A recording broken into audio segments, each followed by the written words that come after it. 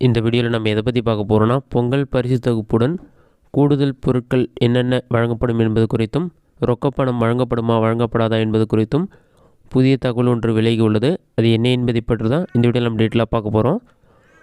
பொங்கல் பண்டிகையை முன்னிட்டு பார்த்திங்கன்னா வருடம் பரிசு பொருட்கள் மற்றும் ரொக்கப்பணம் வழங்குவது வழக்கம். இந்த வருடம் பார்த்திங்கன்னா பரிசு பொருட்கள் வழங்குவது குறித்து முக்கியமான அறிவிப்பு வெளியானது. அந்த அரசாணை தான் இப்போ நான் உங்களுக்கு ஷோ பண்ணுறேன். இதில் மட்டும் சுருக்கம் மட்டும் பார்ப்போம். இதில் என்ன சொல்லியிருந்தாங்கன்னா, தமிழர் திருநாள் பொங்கல் 2024 அரிசி குடும்ப அட்டைதாரர்களுக்கும் மற்றும் இலங்கை தமிழர் மறுவாழ்வு முகாம்களில் வசிக்கும் குடும்பங்களுக்கும் பொங்கல் பரிசு தொகுப்பில் தலா 1 கிலோ பச்சரிசி, 1 கிலோ சர்க்கரை மற்றும் ஒரு முழு கரும்பு வழங்கும் அரசாணைன்னு சொல்லி மென்ஷன் பண்ணிவிட்டு, வெளியான தேதி 2/1/2024 சொல்லி மென்ஷன் பண்ணியிருக்காங்க. இந்த 3 பரிசு பொருட்கள் அரிசி அட்டை வைத்திருப்பவர்களுக்கு மட்டுமே வழங்கப்படும். சர்க்கரை அட்டை வைத்திருப்பவர்களாம் இந்த பொருட்கள் வழங்கப்படாது. இது மட்டும் இல்லாமல் இந்த பரிசு பொருட்களுடன் சேர்த்து கூடுதலாக இலவச வேஷ்டி மற்றும் இலவச சேலைகள் வழங்குவதற்கு தயார் நிலையில் இருப்பதாக அமைச்சர் காந்தி அவர்கள் தெரிவித்துள்ளார்.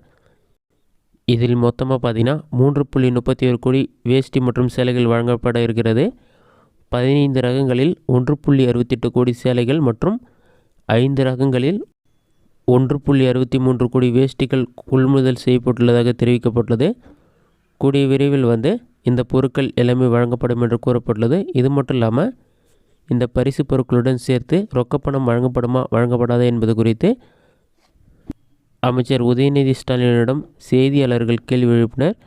இதற்கு பதிலளித்த அவர், பொங்கல் பரிசு ரூபாய் 1000 வழங்குவது பற்றி முதலமைச்சர் முடிவெடுப்பார் என்று கூறியுள்ளார். இது மட்டும் இல்லாமல் தற்போது பார்த்திங்கன்னா புதுச்சேரி அரசு குடும்ப அட்டை வைத்திருப்பவர்களுக்கு 500 ரூபாயும் வழங்கப்படும் என்று அதிகாரப்பூர்வமாக அறிவித்துள்ளது. கூடிய விரைவில் பார்த்திங்கன்னா தமிழகத்திலும் இது சம்பந்தமாக ஆலோசனை செய்யப்பட்டு குடும்ப அட்டைதாரர்களுக்கு 1000 ரூபாய் வழங்குவதற்கு வாய்ப்புள்ளதாகவும் கூறப்பட்டுள்ளது. அதே சமயத்தில் கலைஞர் மகளிர் உரிமை திட்டம் சம்பந்தமான ஒரு அறிவிப்பும் வெளியானது. அதில் என்ன சொல்லியிருந்தாங்கன்னா, மகளிர் உரிமை திட்டத்தில் பார்த்திங்கன்னா 11 லட்சத்திற்கும் மேற்பட்ட பெண்கள் தங்களுக்கு உரிமை தொகை கிடைக்கலன்னு சொல்லி மேல்முறையீடு செய்திருந்தார்கள்.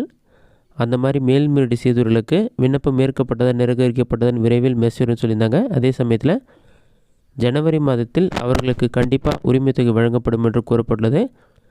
இது மட்டும் இல்லாமல் தகுதி இருந்தும் சில பெண்கள் இந்த திட்டத்திற்கு அப்ளை பண்ணாமல் இருந்தாங்க. ஒரு சில பேருக்கு அப்ளிகேஷன் ஸ்டேட்டஸ் செக் பண்ணும்போது குடும்ப அட்டையின் தரவுகளில் இல்லைன்னு வந்தது. அவர்கள் ஜனவரி மாதத்தில் விண்ணப்பிப்பதற்கும் அவகாசம் வழங்கப்படும் என்று அறிவிக்கப்பட்டுள்ளது. கூடிய விரைவில் புதிதாக விண்ணப்பிப்பதற்கு ரேஷன் கடைகள் அல்லது இ-சேவை மையம் மூலமாக ஏற்பாடுகள் செய்ய இருப்பதாகவும் தகவல்கள் விலகியுள்ளது. இந்த வீடியோ உங்களுக்கு யூஸ்ஃபுல்லாக நினைக்கிறேன்.